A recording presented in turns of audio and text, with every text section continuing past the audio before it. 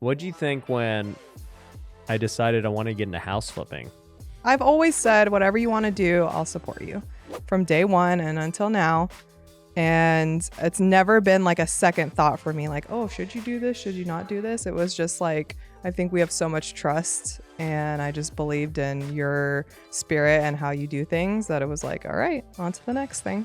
You know, it's never been one of those things where I get a great idea and I'm like, crap, man, how am I going to get my wife on board with this? What are we going to do? It makes being innovative and taking risk way easier when you don't have to fight all these things. Because, you know, even with the whole house flipping story of the first time when we had to max out credit cards, you were never like, oh, this is risky, don't do it. You know, I don't even remember you saying really much about it at all. I mean, it was, like I said, another thing, and I'm like, yeah, sure, sounds good. Let's just do it. People hearing that might find it hard to believe. For sure. Was there any doubt in your mind at all? Here's the thing, is that I do get that question actually a lot whenever I meet a spouse of somebody who's an entrepreneur that wants to go all in or do something relatively risky. I personally did not have any doubt, and let me tell you why. It goes back to one, the trust factor of everything that you've done up to that point was successful or mildly successful or whatever. But I always did what I said I was going to do. Yeah. It was never like me saying, I'm going to do this, and then I just don't You never follow did. through. Yeah, exactly. It was just like, hey, I'm going to do this. Here's the plan. And I'm like, cool. All right, let's do it. And there was a clear thought out thing of beginning to end on how you were going to execute it. But the second real thing about it was that, yeah, it's so scary to think about, man, if this goes wrong, like we're going to have nothing. And I know it sounds cliche, but it was just like, well, we've started from nothing and we've had each other.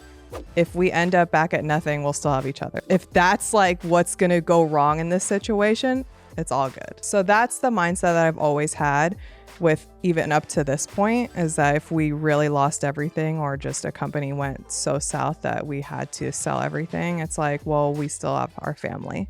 And I'm sure people still won't believe that, but it's true to my core and what I believe. There's just so much, love and trust between us that that's just how it is for us. It's been way easier to innovate and do the things that, I've been trying to do because of your support.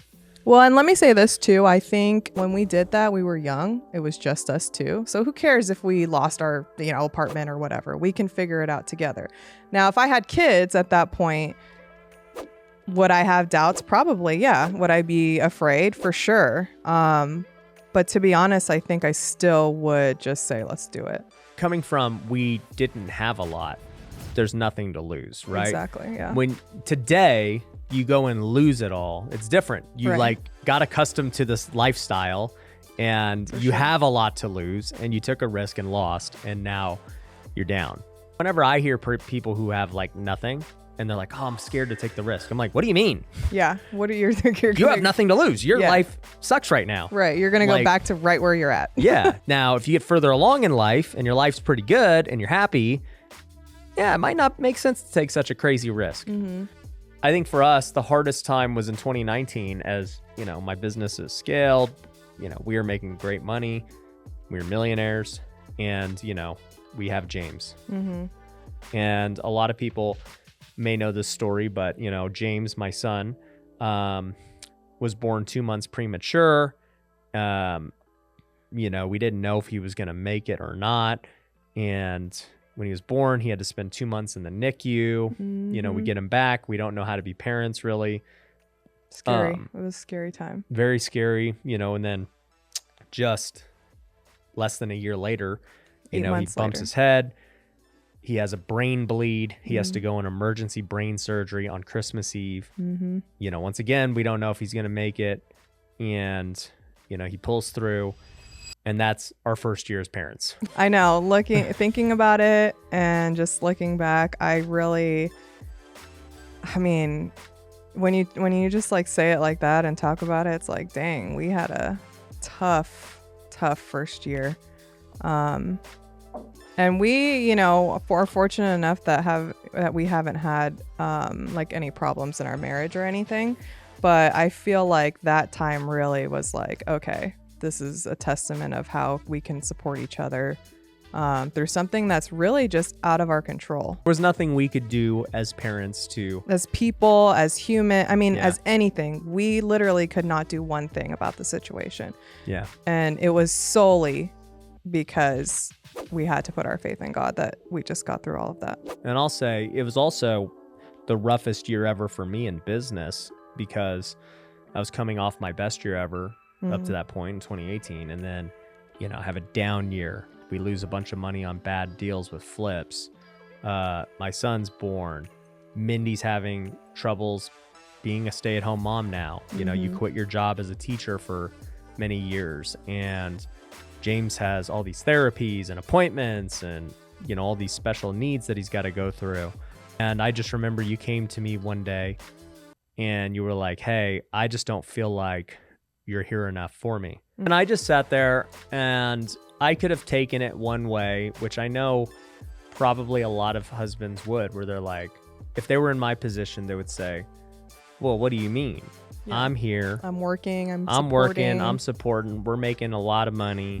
I got employees and obligations. You don't have to work. You're at home. I could have easily said something like that. But when your relationship is built on faith in God, and, the Bible tells us to love one another and serve one another. And, in marriage, it's about submitting to one another. If my wife tells me she's feeling that way, regardless of maybe how I see it or the world might see it, I have to really take it seriously and say, okay, if that's how she feels, how can I remedy the situation? And so I started a thing called Work From Home Wednesdays. Man, that was famous. That was legendary. Yeah, and I don't even know why. I was just like, you know what? Whatever. I'm going to work from home Wednesday then, and I'll hang out with James, and I'm going to ease whatever I can for whatever she's going through. I don't understand it, but I'm going to ease it, and I'll figure out how to make this work. 2019 is essentially where I came up with the Wealthy Way. Going through this taught me that, hey, you know what? No matter what kind of money I make, if I don't spend time with my wife and my son, my son came close to dying twice. And I just remember praying during that time, like, God, if there's anything I can do or give up, I will give it up, like trying to barter. It doesn't matter. I'll give up flipping houses. I'll give up anything. And it just occurred to me as he pulled through, like, man, this business stuff, making money and all these things, it's not like the only thing. Well, and I feel like that's why it's worked so well up to this point, because it's not just something that you created out of thin air. It's something that we've lived to the core from even before I knew you. You've lived that way and I've lived that way. And it's something like, whether the Wealthy Way word didn't come about until that point, it's just how you've gotten to that point. Yeah. That makes sense. So it's not something that's just like a gimmick of what you've created, but it's something that you've truly lived and proven out to be successful for literally every person, whether you're of faith or not. But like, it's, a model that every single person can follow, and it'll benefit your life.